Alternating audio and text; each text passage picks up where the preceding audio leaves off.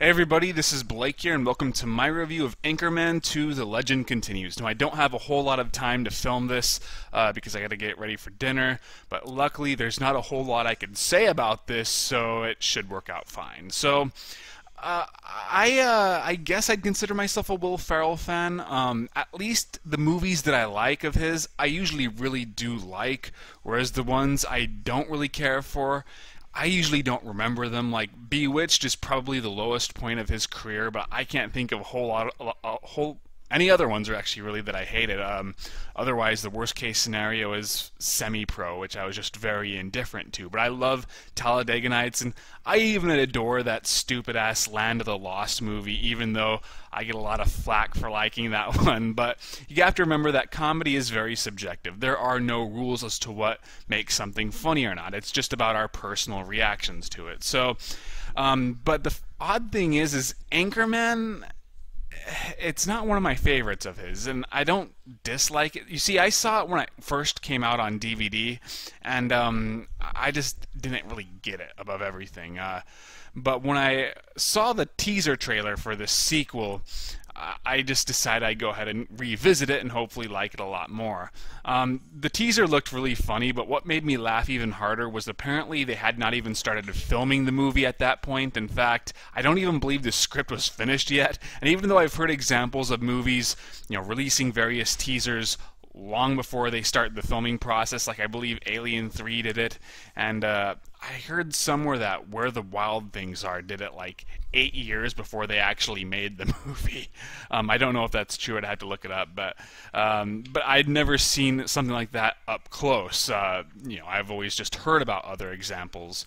So when I revisited Anchorman, I liked it more than I did before. The funny parts are really funny. There's definitely a lot of cleverness to it, but at the same time, a lot of it just went over my head still. I really felt above everything, Anchorman is very strange. It has many different styles of humor going on, and it just created kind of a surreal experience. And I think that's really what made people like it so much, is that it's not just your usual Will Ferrell comedy. It's very, very different. And, so even if I don't really get it, I do at least understand its cult appeal. But, since they're really hammering this movie into us in terms of marketing, I decided I'd go ahead and give the sequel a look. So I thought Anchorman 2 was a little bit better than its predecessor, but it's for the most part the same kind of movie. Above everything, whether something is funny or not, it's just very bizarre. There's so many, like, just an example to the different styles of humor, like, a lot of the time the actors, they'll sell it as like a normal movie, except it's funny. So, like, for example, I can't think of her name right now, but the main love interest, there are times when she is legitimately acting and somehow manages to be funny because she's taking the material seriously.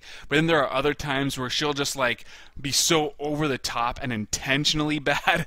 It's strange seeing the two different styles clash like that. And just like really somebody had to be on drugs when they were writing this script. You'd have like this random subplot involving Ron Burgundy raising a shark. They could have easily taken that out, and it adds nothing to the story except for some reason characters break out into song when the shark leaves them. It's really, really bizarre.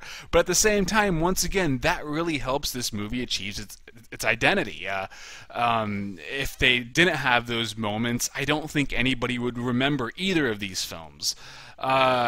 But once again, like, all I could really say is, I laughed sometimes. The parts that I laughed at really hard. But then there were other times where I felt it was trying a bit too hard. Like early on, they have both Ron Burgundy and his wife. They're getting ready to, do the news, and they're doing like their little tongue twister tests and stuff like that. Well, I felt Will Ferrell started going a bit too far to where he just starts making all these loud noises. Some of his noises throughout the rest of the movie are funny, like when he gets kneed in the groin. It's like this weird squealing sound that I will admit made me laugh. But what I heard is that both of these movies, they were very much ad-libbed. Like, I honestly wonder if there really was a true script, or if it was just like an outline for the overall story, because they had apparently so much extra material that they even released a direct-to-DVD sequel, which I guess is more of an alternate film of the first movie, and they plan on doing the same for this one. That's another thing I'd never seen before. And I think that's really why there's so many different kinds of styles of comedy, is just everybody's just experimenting with various ideas, and they decide to use the ones that they like and discard the ones they don't.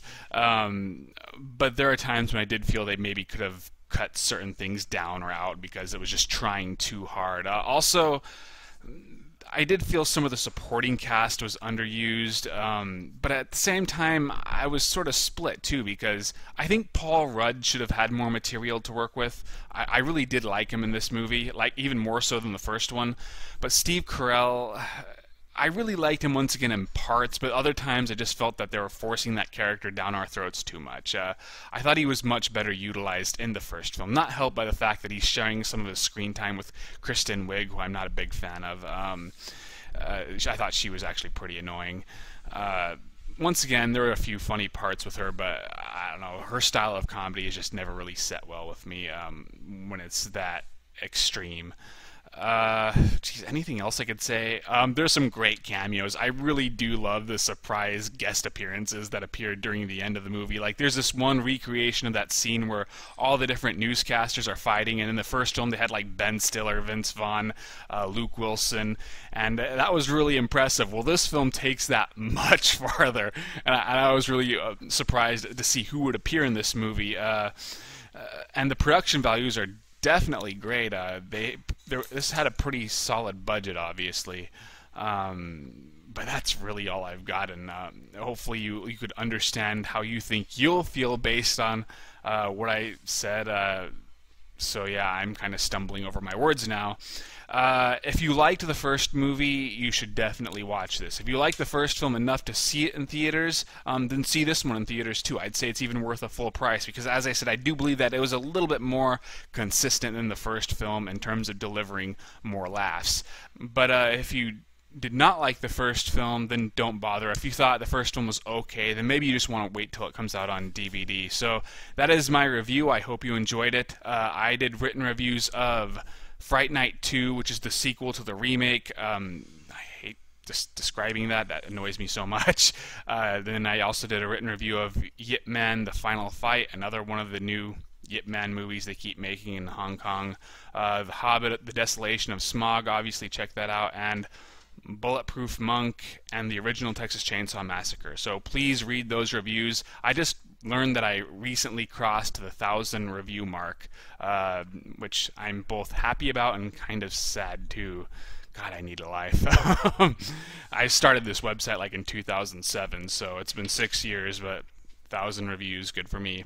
So I'll see you guys later.